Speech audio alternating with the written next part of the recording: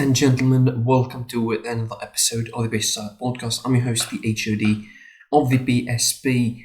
Like, share, comment on the video, always subscribe to the channel, of course, enable notifications to receive the updates of this podcast and other content on this channel, as well as following us on social media. I'm at Side PSP on Twitter, page SidePod on Instagram, and listen to this podcast on Spotify, Google Podcasts, or wherever you can get it from. Let's get into the business. Of course, what happened yesterday. It was an eventful Wednesday, as per the congested schedule of this season. And the start will be in the Serie A, of course, the Serie A with 8 games taking place. Of course, it was pretty much a sort of a Boxing Day like fixture in Italy with 8 matches taking place. The fixtures, of course, kicked off on Wednesday with Verona taking on Inter. Of course, Inter, as I mentioned, always, demanded to win these kind of games, of course, because every game now for them is a final. They need to take every game seriously in Serie A. They entered this game with no Eriksen on the side, of course. Again, Conte is deciding to ditch Christian Eriksen. If that guy ain't leaving in January, I don't know really what would be. I mean, in my opinion, I don't know. It probably sounds like a wild idea, but maybe, just maybe, there's probably a potential swap deal between him and Papu Gomez in Atalanta. Like, Papu Gomez goes into and Eriksen goes the other way. Like, I think that is probably the best idea at the moment for Eriksen, because there's no big clubs that are interested. I mean, okay, big clubs could still buy him and revive his career maybe, but not to the extent of, said, the Tottenham days, the heydays that he has in Tottenham, really. Verona, of course, had a good game, really. Inter bulldozed basically their way through winning this game. Lautaro Martinez in the 52nd minute by Achraf Hakimi's assist, of course, scoring the opener. Illich from a stupid mistake, let's say, a giveaway by Samir Handanovic across him on the near post. He didn't know how to deal with it. Skriniar couldn't know how to deal with it properly, and it was, of course, in the net, 1-1 for Verona. And in the 69th minute, Milan Skriniar scoring from the bad set piece defending for Verona, taken advantage of by Milan Skriniar, heading the ball into the net. 2-1 Inter. An important victory for a side that needs them and needs to pick up momentum. Like Inter, by the way, now are 5 wins on the bounce. Or 4 wins on the bounce back to back now in Serie A, which is I mean, surprising enough, it came after crashing out of the Champions League, which what do you expect really, because if there's no Champions League football, then Inter need to play all of their games like they are cup finals in the Serie A, and they need to take every game seriously, and they are favourites. They have the advantage. They have the advantage of not having European football, so Antonio Conte could have more focus on these games, could have more time to plan them out.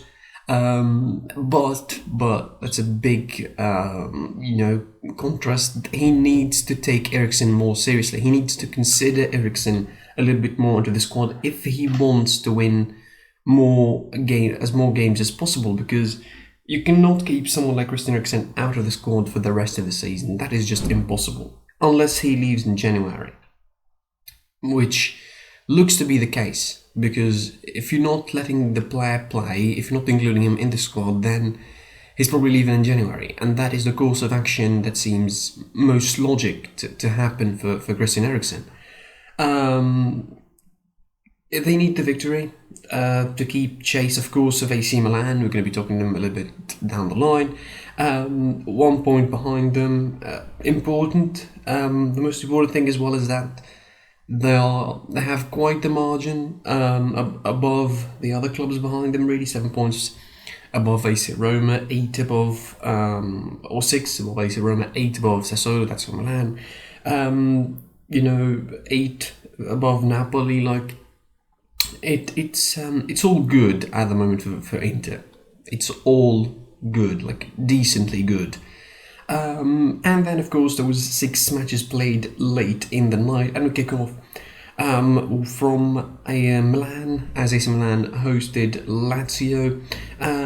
Of course, AC Milan had, quite the good number of injuries actually going for them in this game. AC Milan ended this game without Zlatan Ibrahimovic, of course, without Ismail Ben Nasser, without Simon Kjaer, without Gambia, without Frank Kessié, which meant that all of those, which meant that that Pioli had to modify the side a little bit, and modify he did. He started with Tonali and Krunic, probably the first time in this season.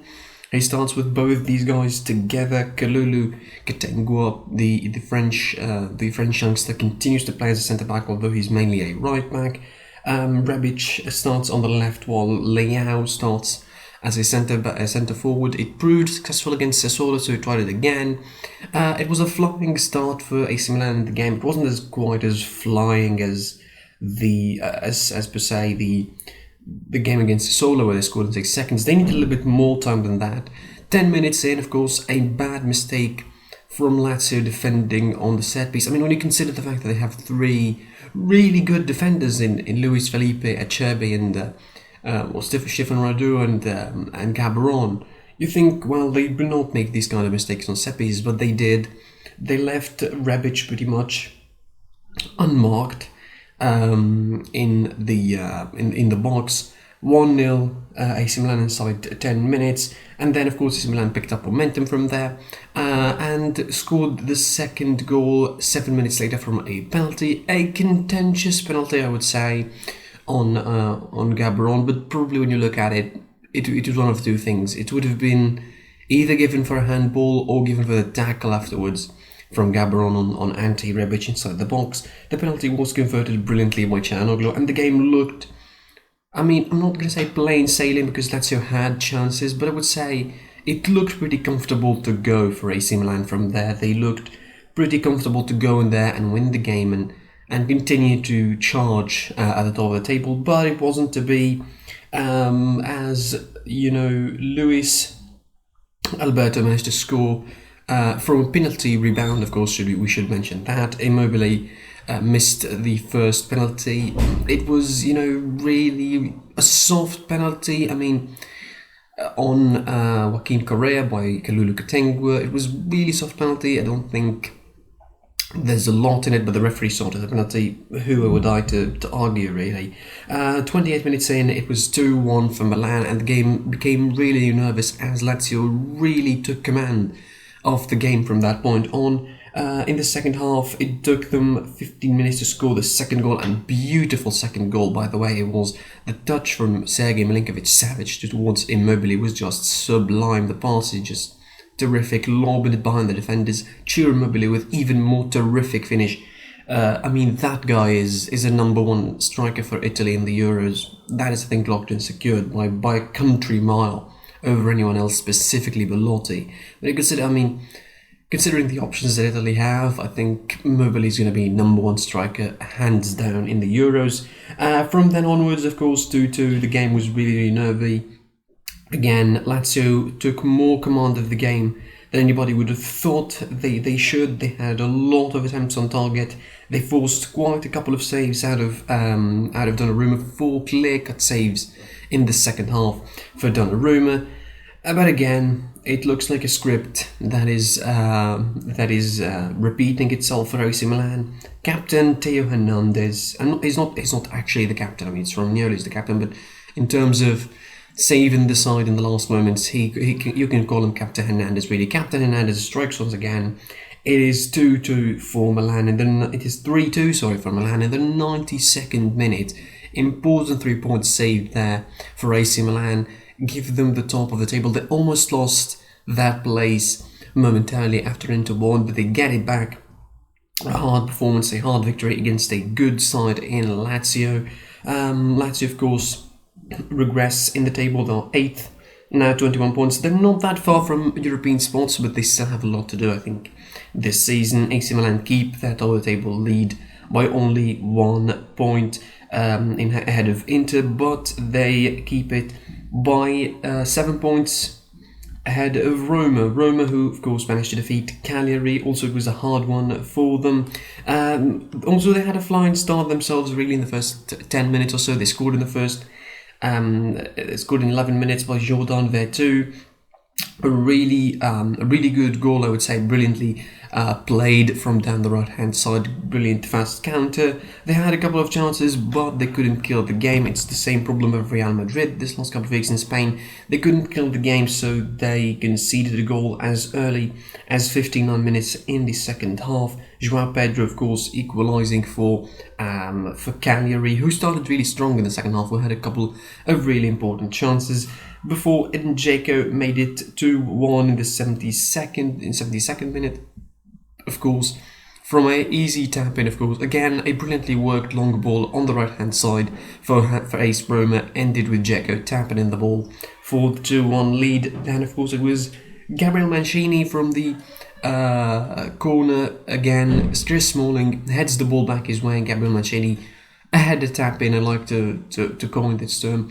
A header tap in for the third goal, and Roma thought everything was comfortable, of course, but Cagliari came at them looking for a comeback, and they scored a second goal from a penalty spot. João Pedro in the 91st minute almost gave them a little bit of a scare, as there were 5 minutes on the clock in the stoppage time, but it wasn't to be. It was 3-2 for AC Roma. They steal the third place, of course, taking advantage of the results of Juve and Napoli mostly. For Sampdoria versus Sassuolo, it was an entertaining game as well. All the games were entertaining, really, in Italy, to be fair. It was an entertaining game in Sassuolo, as said club managed to defeat Sampdoria 3-2. First, it was a bonkers first 15 minutes in the second half. Sassuolo opened the scoring by Hamidou Traoré in the second minute. Brilliant intricate worked goal for Sassuolo. In the second half, as I mentioned, the first bonkers quarter of an hour, really. Quagliarella scoring in the 55th minute, thought that equalised, thought that Sampdoria had the game underway. Then in 2 minutes, Francesco Caputo and Domenico Berardi make it 3-1 for Sampdoria. And then for Sassuolo, and Sampdoria managed to leave it late actually to manage to score another goal by Keita Baldi scoring the second goal, but unfortunately getting sent off in the 92nd minute, leaving his team without a man for the rest of the game. But the game was over, I think, by then. 3-2, it ends for Sassuolo. The side of Ivan Juric moves up to fourth now, themselves as well, taking advantage of the Napoli and Juventus results on Tuesday and Wednesday. Speaking of the Napoli results, of course, speaking of the Napoli results, of course, they drawn against Turin at home, which is a result they don't like to have, and it was, of course, Torino taking the lead. The first half, nothing eventful in the first half, but in the second half, it was Armando Isa scoring from the 56th minute. The goal stood for the rest of the second half, almost until Lorenzo Insigne, very late in the stoppage time, managing to equalise with a trademark brilliant place shot from the assist of Piotr Zelensky. It ends 1-1. Napoli, of course, after winning the appeal, they know that they still have a game in hand to play. They know that they still have a lot of chances in terms of the title race, at least, apparently, because they look inconsistent as well, so you might not give them, give them benefit of doubt really here. So that's about it. Elsewhere, of course, Bologna drawn against Atalanta to roll. It all looked plain sailing for Atalanta. Luis Muriel scored twice in the space of 2 minutes, really, making it 2-0 for Atalanta, leading at half-time. Not just leading, like properly dominating at half-time. It was Atalanta 2, Bologna 0. But then in the second half, it was completely the other way around. Bologna playing really well. They had more chances, not necessarily more possession, but they had more danger, more chances, until Tomoyasu scored the first goal for Bologna in the 73rd minute from a Ortolini pass, brilliantly worked. and of course, pass from the pass from Rodrigo Palacio makes it 2-all. Of course, from a corner, from a set piece, bad defending, Palacio flicks the ball, and Nathaniel Paz puts it into the net for an equaliser, and that was the game. Atalanta losing points once again, which they shouldn't be doing if they want to keep playing in Europe, if they want to keep their place in the Champions League, which they currently are in its round of 16 at the moment. They should be improving, really. Pablo Gomez again out of the squad. That guy's leaving again in January. It looks almost certain that he's leaving. He's not even on... he's not even on the bench for Atalanta, so it's a shame. It's a shame for both these guys, for Gomez in Atalanta, of course, and in Eriksen in Milan. The rest of the games, of course, Spezia lost to Genoa 2-1. Spezia were leading, of course, early on, and Genoa turned things around, as well as Benevento managing a very important win away to Udinese, who dominated the game, but Benevento were much more clinical. Benevento continue to surprise, really, this season. The standings of the table after these 14 round of matches, of course, AC Milan top of the table, 34 points, 33 points for Atalanta, 27 for Roma, 26 for Sassuolo, 25 for Napoli, 24 for Juve at 6, 22 for Atalanta at 7th. The three teams, of course, Napoli, Juve and Atalanta, all missing one game in hand. Lazio 21 at 8th, Verona 20 at 9th, Benevento 18 at 10th, surprisingly. Sampdoria 11 with 17 points, 15 points for Udinese and Bologna respectively, 14 for Fiorentina and Cagliari, Parma with 12, 11 to Spezia, 10 Genoa, Crotone 9, and at the very bottom Torino with 8 points. Moving on to another big league, of course, had action on Wednesday, and moving on. And in Spain, of course, 4 games were played to continue the fixture, 15th round of fixtures in Spain. Getafe drawn against Celta Vigo. The form of Celta Vigo stops at 4 wins in a row, as Getafe forces them into draw. Both goals were scored in the first half. Damian Suarez opening the scoring in the 7th minute before Iago Aspas make it 1-1 from the penalty spot, and that's it for Celta Vigo. Their run of good wins stop, not exactly defeated, but it was good momentum going. They were going on 5 wins they were going on a 6-win actually streak if they did win against Getafe, but unfortunately for them it wasn't the case. It was Getafe getting the point, the more important point of the game. Of course, Getafe now sit at 12th with 17 points, Celta Vigo 8th with 20 points. A win here could have taken them somewhere else, really. Couldn't them taken them a little bit higher? Maybe, at least it would have taken them surely over Granada. Granada, of course, who lost to Real Madrid away from home 2-0. It was a nervy game once again for Zinedine Zidane. Real Madrid didn't even have the flying start they did have against Atletico Madrid or against Eibar. They sort of were a little bit pressed, a little bit panicked. Of course, maybe physically they weren't exactly that good. Granada started strong. They started pressing on them, putting them in all sorts of danger, creating half chances really, because their finishing, we could not call them chances because they had a bad finishing problem. Real Madrid couldn't score in the first half. In the second half, they started a little bit stronger. They score, of course, thanks to Casemiro. Again, a goal where I credit Asensio, really, because another player would have probably fallen. I can imagine Vinicius Jr. in his place probably fallen looking for a penalty or for a foul, a corner, something like that. But Asensio, credit to him. Of course, he was a substitute for Rodrigo, who was injured in the first half, and it looks like it's going to be a long stay on the shelf for the Brazilian. I feel sorry for him. He just about started gaining more form and more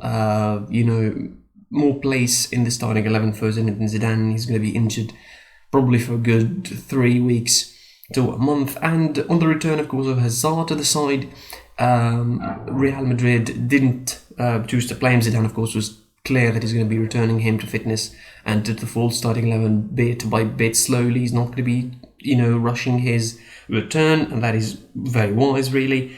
After the first goal, of course, Granada had a couple of chances, but then the game turned sort of into Real Madrid's way, of course, playing all sorts of the passes that they want. Still, it wasn't that effective with the absence of Modric on the side for injury. They couldn't really do much with the ball, it seems, and they regressed a little bit. They almost really put themselves in a dangerous situation by the last 15 to 10 minutes of the game. Really, they could have conceded some goals here, but Granada, again, bad finishing. They couldn't capitalize on some, like, seriously, the mistakes that some of the Real Madrid players did against another opponent. They would have been deadly. I mean, if they made those kind of mistakes against Atletico Madrid, we would have been talking about another game, another result. But Granada didn't have the best finishing. They made 4 substitutions, which helped them freshen their legs a little bit, which gave them another boost to deal with Real Madrid and to pin Real Madrid to their defense in some way in the last couple of minutes. But again, just like for Milan in Italy, just like you mentioned, it looks like now a script for Real Madrid. A team comes at them, misses on the other end, and then Real Madrid score on one end, and Real Madrid score on the other end. Benzema comes in, left foot finish again. How often do you see that from Karim Benzema? I mentioned that in the review. You can check it out. I'm going to be putting the card above. You can check out, of course, check out that goal, really. I mean, at left foot finish, it was a brilliant cut in left foot finish. Of course, there's another one on the day that was even better than that, but Benzema's one was really good as well. It was 2-0 for Real Madrid. It was nervy. It was harder than the other ones that they had as of late. Certainly harder than the one against Eibar, because the 1-0 result, I mean, really put them in a lot of doubt. And the individual performances for some players were not exactly encouraging. Especially Rafael Varane. I think he could do with a little bit of a rest. Both on the pitch and in terms of getting a holiday, like get a rest, like stay on the bench for a while. I don't know why Eder Militao is there. The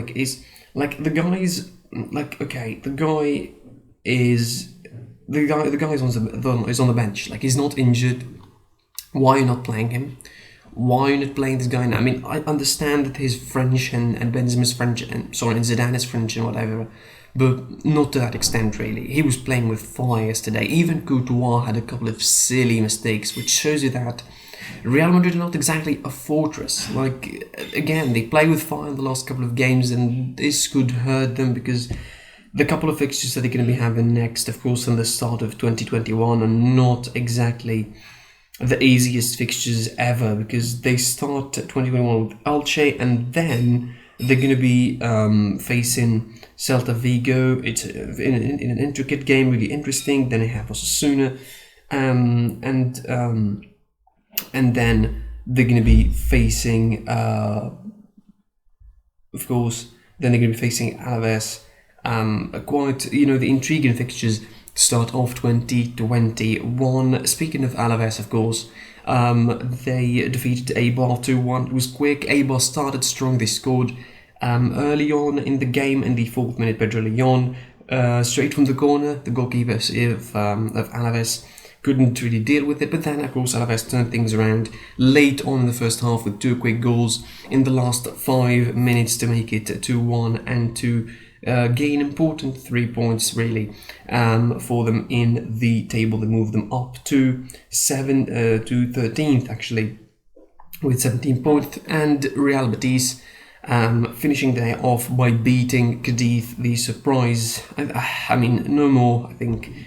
Surprise package, no more. Cadiz dropped to 11th after this loss against Real Betis, who actually surpassed them and moved up them in the table at 9th with 19 points. Let's take a look at the table, of course, quickly before we go. 32 points for both Atletico Madrid and Real Madrid, but again, the big asterisk here, Atletico have 2 games in hand. Real Sociedad, the only club that finished all of their fixtures so far in the season, 26 points. Villarreal, 26 points as well, 1 game in hand. The Barcelona, 24 with 2 games in hand.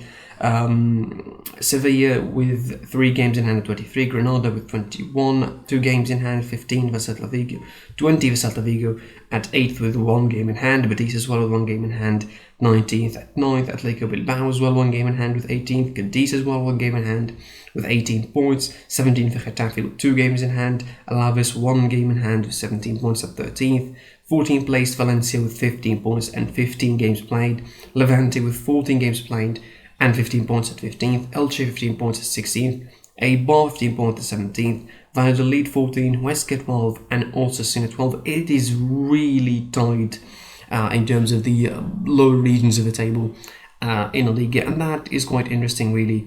It looks really competitive and it looks really good in terms of competitiveness. We'll finish off with the second half of the quarterfinal games, of course.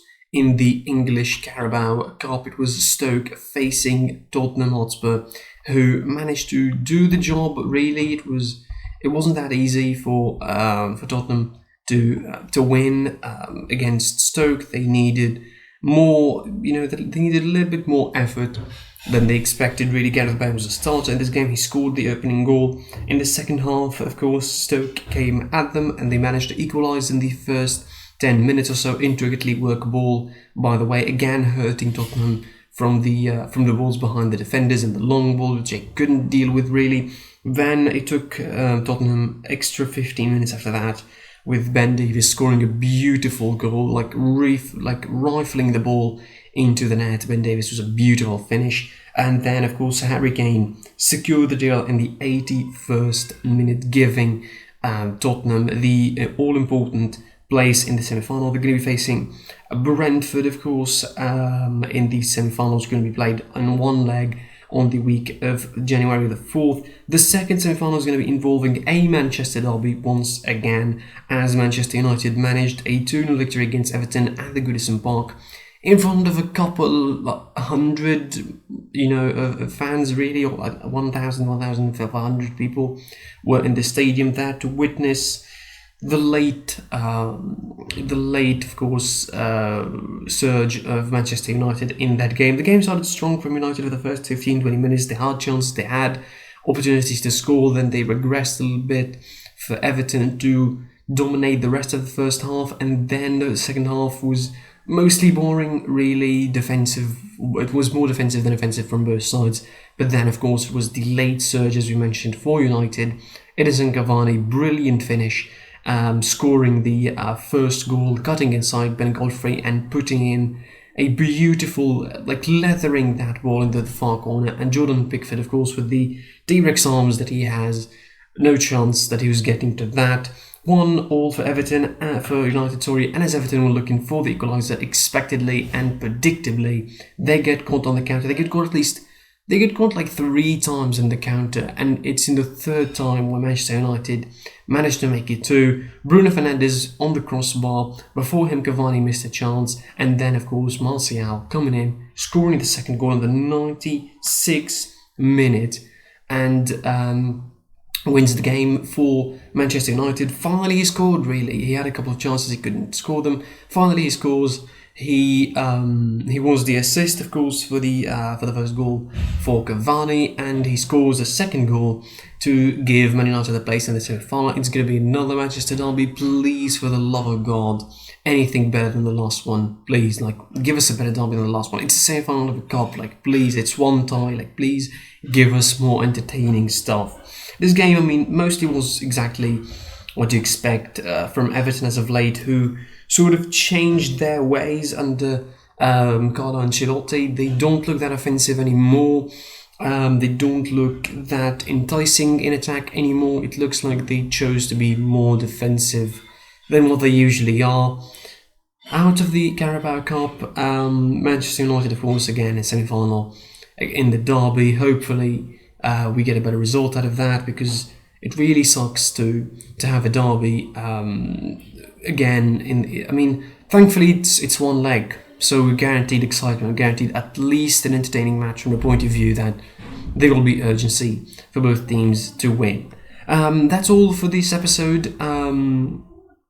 Thank you for watching, of course. Like, share, comment on the video, subscribe to the channel, most importantly. Enable that notifications bell to receive all the updates from this podcast, the other videos on this channel, and listen to the podcast on Spotify, Google Podcast, or wherever you can get it from. Follow us on social media. I'm on Instagram at PitchSidePod, on Twitter at SidePSP. I'm most active on Twitter, really, so follow me there. I was your boy, the HOD of the PSP, and until the next episode, or let's say the next video, I will be seeing you soon. Goodbye.